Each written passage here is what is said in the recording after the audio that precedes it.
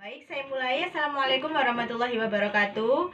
Di sini saya Sahila Nur Aziza akan sedikit menjelaskan tentang kesuksesan Nabi Muhammad SAW dalam melakukan perubahan. Yang pertama, kondisi masyarakat Madinah sebelum Islam. Nah, jadi keadaan sosial masyarakat Yasrib sebelum kedatangan Nabi memiliki beberapa kemiripan dengan keadaan di Mekah. Suku-suku dan kelompok masyarakat yang tinggal di sana berperang satu sama lain. Jadi sebelum Islam datang di sana itu perang terus.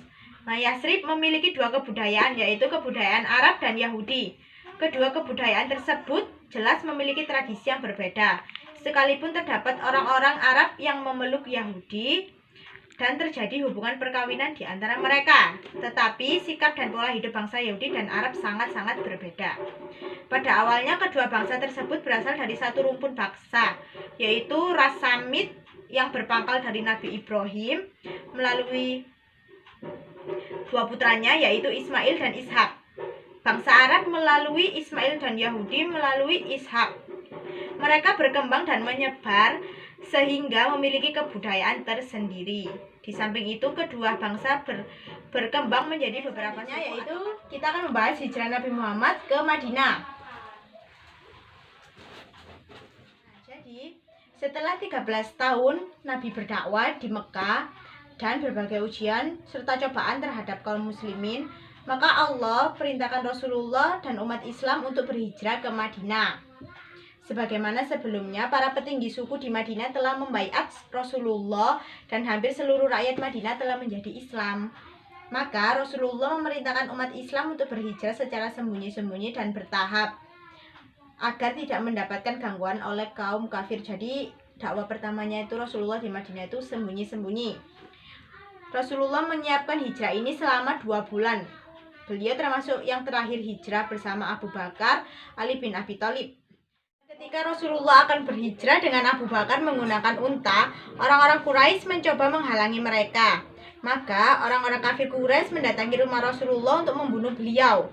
Namun Ali bin Abi Thalib menggunakan posisi beliau yang akhirnya ditemui oleh orang-orang kafir Quraisy dengan Ali. Kemudian mereka mendatangi rumah Abu Bakar. Di sana pun mereka tidak menemui Rasulullah dan Asma binti Abu Bakar dipukul oleh Abu Jahal karena tidak mau mengatakan keberadaan Rasulullah. Nah, untuk mengelabui orang-orang kafir Quraisy, maka Rasulullah dan Abu Bakar singgah di Gua Thur yang arahnya berlawanan dari arah Madinah. Selanjutnya yaitu saya akan menerangkan pola dakwah Nabi Muhammad di Madinah. Jadi, langkah-langkah pertamanya Nabi Muhammad itu membangun masjid. Jadi, prioritas pertama yang dilakukan Nabi setibanya di Madinah adalah membangun masjid. Masjid dibangun di atas tanah milik kedua anak yatim, yaitu Sahal dan Suhail. Tanah tersebut dibeli oleh Nabi untuk pembangunan masjid dan untuk tempat tinggal. Jadi langkah pertamanya Nabi membangun masjid.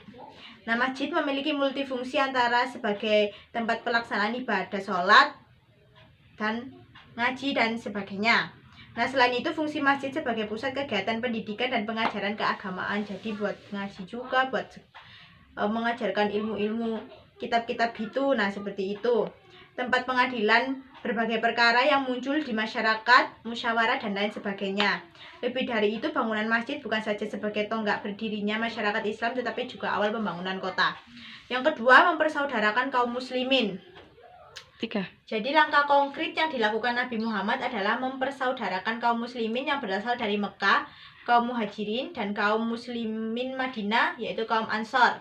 Dengan persaudaraan tersebut, Nabi telah menciptakan suatu persaudaraan baru, yaitu persaudaraan berdasarkan iman atau agama yang menggantikan persaudaraan yang berdasarkan darah. Nabi Muhammad mengajak kaum muslimin supaya masing-masing bersaudara atas dasar iman yang merupakan hal yang asasi untuk membentuk umat yang kuat. Dan persaudaraan tersebut merupakan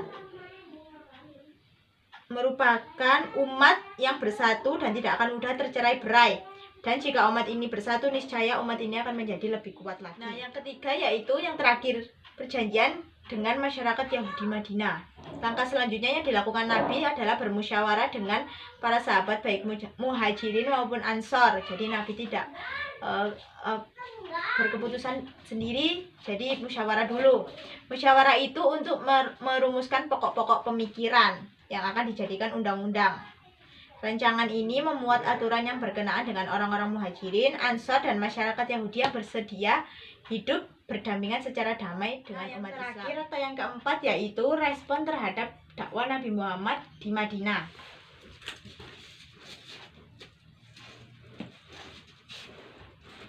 Nah, jadi respon masyarakat Madinah terhadap dakwah Nabi di sini yaitu sangat menyambut kedatangan Nabi dan umat Islam di Madinah. Terutama ada dua suku yang sangat menyambut, yaitu kabilah Aus dan kabilah Khazraj. Nah, kedua suku Arab tersebut sejak awal telah menyatakan kesetiaannya kepada Nabi dan bersedia membantu beliau dalam menyebarkan ajaran Islam kepada masyarakat Madinah.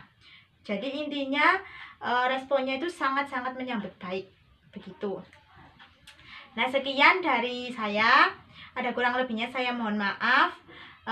Nanti kalau ada pertanyaan bisa langsung ditulis di kolom komentar saja. Saya akhiri. Wassalamualaikum warahmatullahi wabarakatuh.